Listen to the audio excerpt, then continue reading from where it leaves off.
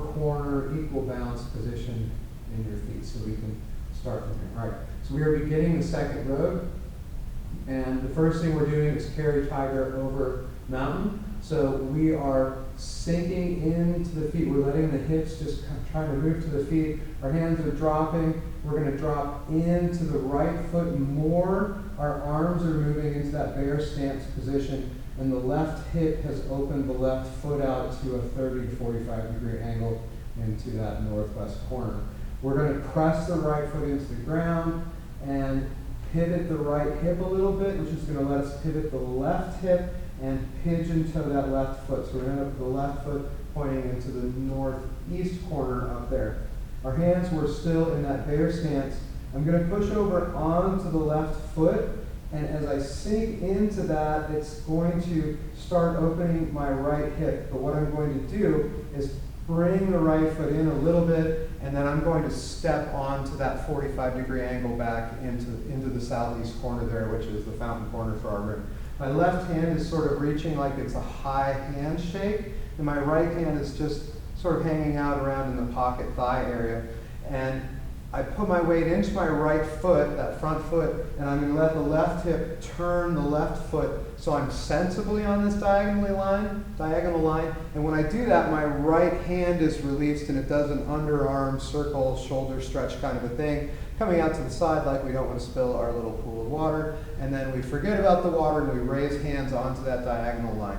And so right now we have our weight is sort of evenly in both feet, maybe just a little bit in the front foot. We're in raised hands.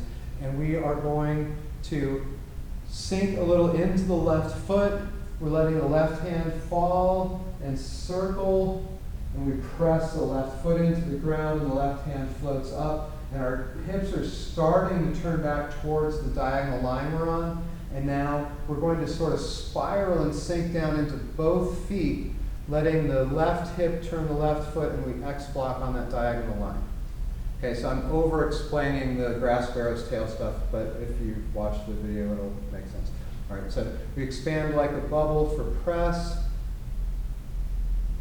We kind of sink into the feet for the split, and then we rock back onto that back foot, and then push.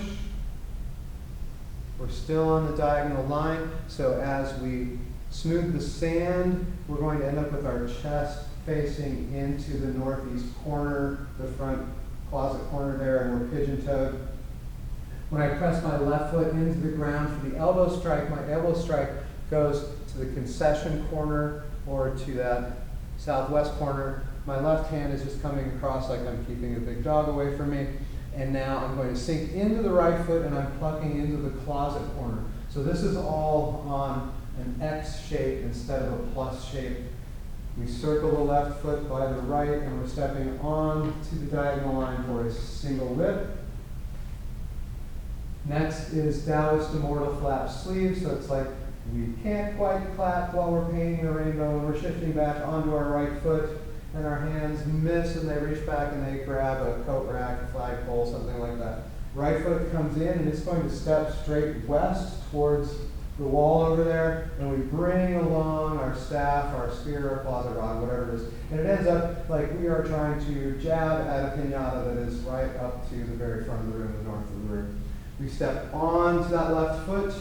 We're going to step onto the 45 diagonal, and we trace the walk. So my right foot is forward. I'm going to drop this sandbag down. I'm sinking into my right foot and my left hip is opening the left foot. So it's kind of like that stretching position we use for stretching inner thighs. I have my hands down like they're holding the table down right there. I am going to grind my left heel so my left foot is kind of pointed towards the west wall again because then we're on this diagonal line. I turn my hands palm up and I press my left foot into the ground. My left hand slides on top of my right palm, and I sort of spear up into the front corner there. I step onto my right foot, and my left hand is going to come to the front like it's half of a raised hands position, and my right hand comes in under the elbow. It is fist under elbow. Sorry, I'm just going to check time to make sure we're good. All right, at this point, we are going to do repulse monkey 5 times. So, sinking into the right foot, the right hand is dropping to circle, the left hand drops to catch the ball, the right hand comes up, we trap the ball, and we slide back onto the left foot. Sinking into the left foot, the right hand drops to catch, left hand circles down by the hip and up, and we trap, and we slide back, and I won't over describe now, so we're just going to do 3 more, so there's 1, gosh, that would have been 3. Here is number 4. And the 5th repulse monkey. We end up with our left foot back. Our weight is in the left foot, and we are holding the ball with our left hand underneath the right. We're going to do what I've decided to call not a brush knee, right? Because it feels so much like one, and I don't know what else to call it. So we're sinking into our left foot. Our left hand is circling down to brush the thigh by the left pocket, and our right hand is coming up because it wants to be friends with our left shoulder, because that's what we have our weight in, just like we practiced.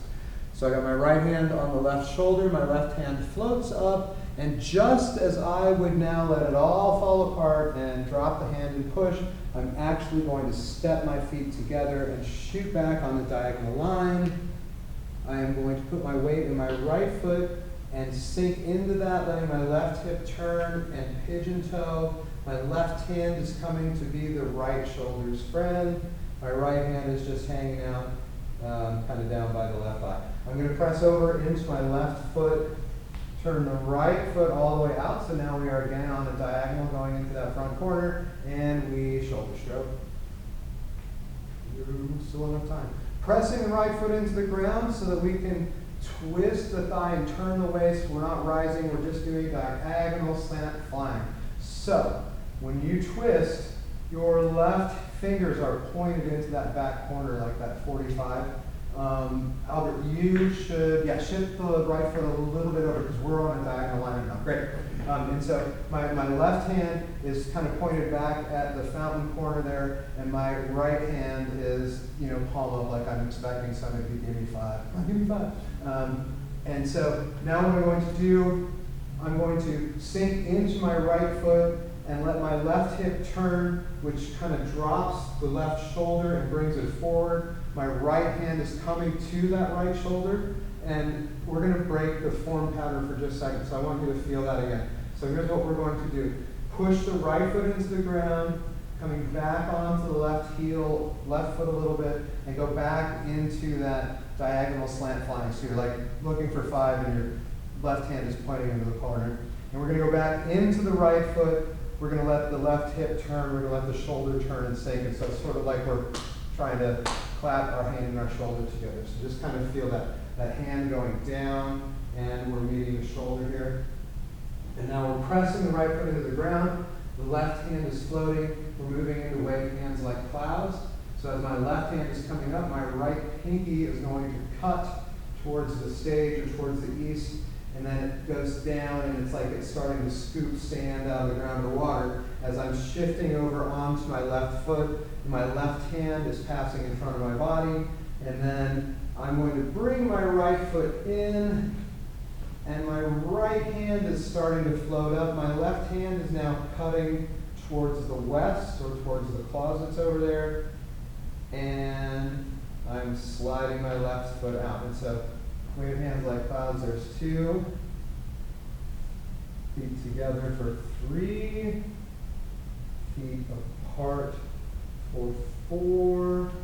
That left foot goes diagonal into the front left corner there. And so our last wave hands like clouds, we will then step forward into a hook or a pluck, and we do single whip to finish out for how much time we have right now. So, wow, that was like exactly on. Okay, we got to get James out of here. Thank you all so much. Wonderful night at 6:15. Run, James, run! Yeah.